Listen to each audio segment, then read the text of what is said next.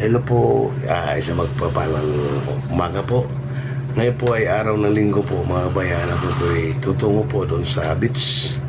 Doon sa may Arag Beach po. Naibitahan po ako ng aking pamangkin, birthday po ng kanyang anak po mga kabayan. Ako po ay tutungo rin upang dumalo po sa birthday ng aking baliapo ko na po mga kabayan. At makikita ko na rin ang dagat kung gaano kalinaw. Pakita ko rin sa inyo kung ano nangyayari ngayon sa dagat. Malinaw na po kung gaano kalabo mga kabayan. Okay po, muli sana muli nyo magustuhan itong aking i-upload na video na ito mga kabayan. Po. Okay mga kabayan, nandito na po ako sa area mga kabayan.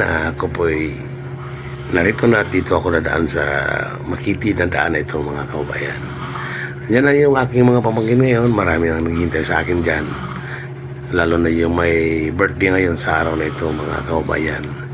Ito po, medyo magiging na po mga kababayan. Yan, malapit na po ako mga kababayan.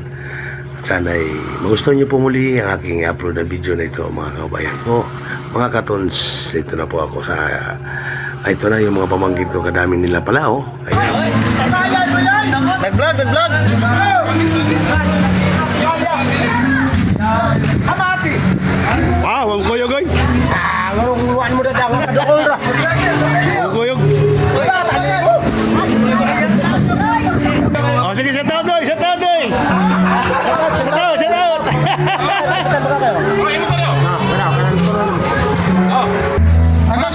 Perdagat? Perdagat? Abi man akong tamis ang bis.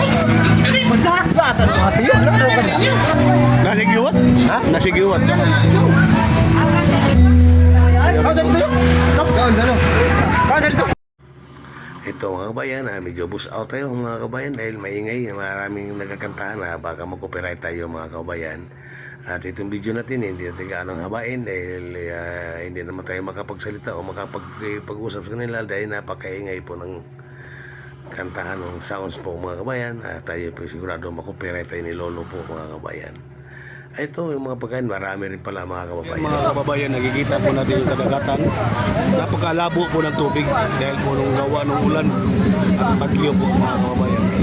Kaya po, napakalabo po ng tubig. Pero yung mga kababayan natin, masayang-masaya pa rin sila naliligo sa dagat mga kababayan.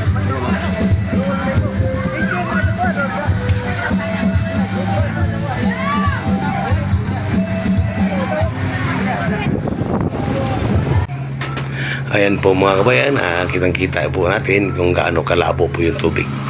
Pero kahit magamat mga ganun kalabo mga kabayan, masayang-masaya pa rin yung mga apo ko at mga pamangkin ko na naliligo po, nagkakasiyahan po sila talaga. Kasama po dito ngayon si Kapitan po sa kanilang baryo po, si Kapitan Diuras. Ayan po.